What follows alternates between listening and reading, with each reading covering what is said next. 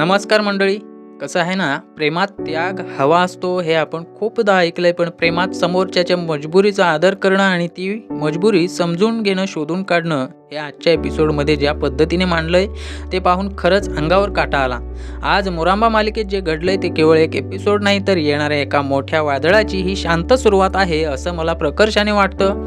अक्षय, रमा आणि स्वरा या तिघांच्या आयुष्यात मकर संक्रांतीचा हा सण गोडवा घेऊन येईल की नात्यांमध्ये अजून कडवटपणा वाढवेल याचा अंदाज आजच्या भागातून स्पष्ट होतो. तुम्ही पाहत आहात 45 मराठी आणि मी तुमचा होस्ट. आज घेऊन आलोय मोरांबा मालिकेचा एक जबरदस्त डीप डाऊन रिव्ह्यू. मंडळी, आजचा व्हिडिओ नेहमीसारखा नाही आहे, कारण आजच्या भागात लपलेले बारकावे शोधताना मला काही गोष्टी अशा सापडलेल्या आहेत ज्या कदाचित तुमच्या नजरेतून सुटल्या असतील. त्याच्यामुळे हा व्हिडिओ शेवटपर्यंत नक्की बघा.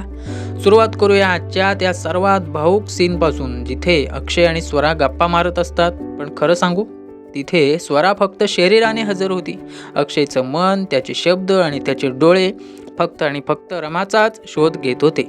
अक्षय जेव्हा म्हणतो की मला आपल्या म्हातारपणाची लव्ह स्टोरी तयार करायला आवडेल, तेव्हा तिथे प्रेमाची एक वेगळीच उंची गाठलेली आपल्याला दिसून येते. सहसा मालिकांमध्ये तरुणपणामधलं प्रेम दाखवतात, पण अक्षयचं हे वाक्य खूप मनाला भिडणारं होतं. गुडघेदुखी, औषधं आणि एकमेकांची आठवण विसरलो तरी एकमेकांची साथ न सोडणं, हे जे काही तो बोलला ते ऐकून मला खात्री पटली की या माणसाचं रमावरचं प्रेम हे जन्मोजन्मीचंच आहे. पण इथेच खरी गेम आहे. अक्षय हे सगळं रमाला उद्देशून बोलत होता, पण समोर स्वरा होती. आणि मला येथे स्वराचं खूप कौतुक करावंसं वाटतं. हो, तुम्ही बरोबर ऐकलत. स्वराचा स्वभाव आपल्याला माहिती आहे, पण आज तिने ज्या प्रगल्भतेने अक्षयचं बोलणं ऐकलं आणि समजून घेतलं ते खरंच कौतुकास्पद होतं. स्वराला हे पक्क समजलंय की अक्षय तिच्याशी बोलत असला तरी तो रमाबद्दलच बोलतोय. तू किती लॉयल आहेस अक्षय, हे जेव्हा ती म्हणते तेव्हा तिच्या आवाजातला तो खरेपणा जाणवला. मला असं वाटतं की स्वरा आता नेगेटिव्ह भूमिकेतून बाहेर पडून काही काळासाठी का होईना पण एका वेगळ्या ट्रॅकवर चालणार आहे. तिला हे जाणवलंय की रमा अक्षयवर प्रेम करते, अक्षय रमावर प्रेम करतो, पण तरीही रमा अक्षयकडे परत येत नाहीये. याचा अर्थ रमाच्या मनात राग नाही, तर काहीतरी मजबुरी आहे, काहीतरी अशी अडचण आहे ज्याच्यामुळे ती स्वतःला थांबवते. आणि मित्रांनो, इथेच कथेला एक मोठं वळण मिळतं. स्वराने हे ओळखलंय की रमाला कोणीतरी जबाबदारी किंवा वचनामध्ये अडवून ठेवतंय. त्याच्यामुळे आता स्वराचा रोल विलनपेक्षा डिटेक्टिव्ह सारखा जास्त वाटतोय. माझ्या मते स्वरा आता अक्षय आणि रामाला जवळ आणण्यासाठी नाही, तर निदान सत्य शोधून काढण्यासाठी तरी मनापासून नक्कीच प्रयत्न करेल. दुसरीकडे रामाची अवस्था बघून खरंच वाईट वाटतं. ती आरशात बघते, स्वतःशीच भांडते. तिचं मन तिला सांगतं की अक्षय तिच्यावर किती प्रेम करतो, पण बुद्धी तिला थांबवते. रमा आणि तिचं प्रतिबिंब यांचा जो संवाद झाला तो सायकोलॉजिकल दृष्ट्या खूप महत्त्वाचा होता. रामाला हे कळतं की ती जे काही वागली ते चुकीचं होतं, पण परिस्थितीने तिला बांधून ठेवलं. मला इथे एक गोष्ट सांगावीशी वाटते. रामाचं हे वागणं प्रेक्षक म्हणून आपल्याला कधी कधी इरिटेट करू शकतं, पण एका आईच्या आणि एका जबाबदार स्त्रीच्या नजरेतून बघितलं तर तिची घालमेल समजण्यासारखीच आहे. ती अक्षयला तोडण्यासाठी नाही, तर त्याला आनंदी पाहण्यासाठी स्वतःच्या मनाला मारते. पण रमा हे बलिदान कितपत योग्य आहे हा प्रश्न रमाला सुद्धा आहेच, पण आपल्याला प्रेक्षक म्हणून सुद्धा हा प्रश्न पडतोच. आता वळूया संक्रांतीच्या त्या भागाकडे, जिथे घरातलं राजकारण शिजतंय. संध्या आणि रमा यांच्यातला वाद हा फक्त तिळगुळाचा नव्हता, तर तो हक्काचा होता. संध्याला वाटते की पहिला तिळगुळ साईला मिळावा, कारण तो त्यांचा जावई आहे. पण रमाचा दृष्टिकोन बघा. तिच्यासाठी तिचं विश्व आता तिची मुलगी आरोही आहे. माझं कुटुंब हेच आहे, हे तिचं वाक्य खूप काही सांगून गेलं. इथे रामाचं बदललेलं रूप दिसतं. ती आता त्या जुन्या लाजाळू रामासारखी राहिलेली नाही. तिच्या मुलीसाठी कोणाशीही ती लढायला आता तयार आहे, अगदी स्वतःच्या आईशी सुद्धा. पण या भांडणात साईने जी भूमिका घेतली ती मला खरंच खूप आवडली. सासू सुनेच्या किंवा आई मुलीच्या भांडणात नवऱ्याने कसं वागावं याचं उत्तम उदाहरण साईने दिलं. त्याने वादाला खतपाणी न घालता रामाला तिचा निर्णय घेऊ दिला. पण खरी गंमत तर पुढेच झाली. शशिकांत मुकादम म्हणजेच अक्षयचे बाबा या माणसाने आजच्या एपिसोडमध्ये जी एंट्री मारली आणि जो गेम फिरवला त्याला तोड नाही. एका फोन कॉलने सगळं वातावरण बदलून टाकलं.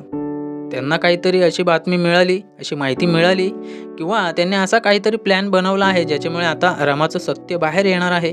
जेव्हा शशिकांत बाबा म्हणतात मिशन रमा सुरू करूया, तेव्हाच कळलं की आता काहीतरी मोठा धमाका होणार आहे. पूर्ण कुटुंब, अक्षय, स्वरा आणि मुकादम फॅमिली एकत्र येऊन काहीतरी शिजवत आहेत. माझा अंदाज असा आहे की रमाला जेलस फील करवून तिला इमोशनल करून तिच्या तोंडातून सत्य वदवून घेण्याचा हा प्लॅन असावा. त्यांनी जो आंधळी कोशिंबीर टाईप खेळ खेळला, जिथे डोळ्यावर पट्टी बांधून बायकोला ओळखायचं होतं, तो सीन खूप रोमॅन्टिक वाटला असेल, पण त्यातही एक स्ट्रॅटेजी होती. अक्षयने स्वराला ओळखलं, तिला तिळगुळ भरवला आणि त्यात अंगठीसुद्धा होती. हे बघून रमाला जो धक्का बसला तेच तर त्यांना हवं होतं. पण इथे मला एक शंका येते, अक्षयने खरंच स्वराला ओळखलं की तो फक्त नाटकाचा भाग म्हणून हे सगळं करत होता? कारण अक्षयला रमाचा स्पर्श ओळखता येत नाही हे शक्यच नाही. त्यामुळे मला स्ट्रॉंग फिलिंग येते की अक्षय हे सगळं रमाला ट्रिगर करण्यासाठी करतोय. त्याला बघायचं आहे की रमा किती सहन करू शकते. आणि मित्रांनो, रमाने ते सहन केलं. तिने उलट अक्षयला शुभेच्छा दिल्या. हे पाहून अक्षयचा प्लॅन थोडा फसल्यासारखा वाटला असेल, पण मंडळी, हे इतक्या लवकर संपणार नाही. ज्या प्रकारे शशिकांत काकांनी सगळ्यांना एकत्र करून सुट्टीवर जाण्याचा आणि तिथे रमाला मोकळं करण्याचा प्लॅन आखला आहे, त्याच्यावरून असं वाटतं की येणारे एपिसोड्स हे महाबळेश्वर किंवा पाचगणी अशा कोणत्या तरी लोकेशनवर शूट झालेले असतील. तिथे रिलॅक्स मूडमध्ये असताना रमाला बोलतं करण्याचा प्रयत्न केला जाईल. पण ताराने हे सगळं ऐकलंय का? कारण जर ताराने हे ऐकलं असेल तर ती नक्कीच या प्लॅनमध्ये मिठाचा खडा टाकायला येणारच. मालिकेच्या इतिहासात असं कधीच होत नाही की हिरोचा प्लॅन बनला आणि विलनला कळलं नाही. ज्याच्यामुळे आता तारा काय खेळ खेळणार याच्यावर रमानं सत्य सांगणं अवलंबून आहे. मला आजच्या भागातली स्वराची वागणूक सगळ्यात जास्त संशयास्पद आणि इंटरेस्टिंग वाटली. ती इतकी चांगली का वागतेय? मी सुद्धा सगळं व्यवस्थित करेन असं ती शशिकांत काकांना म्हणाली. याचा अर्थ तिला अक्षयला मिळवायचंच आहे म्हणून ती हे करते की तिला खरंच रमा आणि अक्षयला एकत्र आणायचं आहे? माझा वैयक्तिक अंदाज असा विचाराल तर मी सांगेन की स्वराला सध्या तरी क्लॅरिटी हवी आहे. तिला त्रिशंकू अवस्थेत राहायचं नाही. जर रमा परत आली तर ठीक, नाहीतर अक्षय पूर्णपणे तिचा होईल. या हिशोबाने ती या प्लॅनमध्ये सामील झाली असावी. एकंदरीत आजचा एपिसोड हा इमोशन्स, ड्रामा आणि सस्पेन्सनं परफेक्ट भरलेला होता. परफेक्ट कॉम्बिनेशन आपल्याला बघायला मिळालं. अक्षयचं ते व्याकुळ होणं, रामाचा तो संयम आणि शशिकांत काकांचा तो मास्टर प्लॅन. याच्यामुळे प्रेक्षक म्हणून आपली उत्सुकता शिगेला पोहोचली आहे. मला खात्री आहे की पुढच्या भागात जेव्हा हे सगळे पिकनिकला किंवा बाहेर जातील कुठेतरी फिरायला, तेव्हा तिथे रामाचा संयम सुटणार. ती नक्कीच काहीतरी असं बोलून जाईल ज्याच्यामुळे अक्षयला हिंट मिळेल. तुम्हाला काय वाटतं? अक्षयने डोळ्यावर पट्टी बांधून स्वराला ओळखलं हे नाटक होतं की खरोखर ओळखलं त्याने?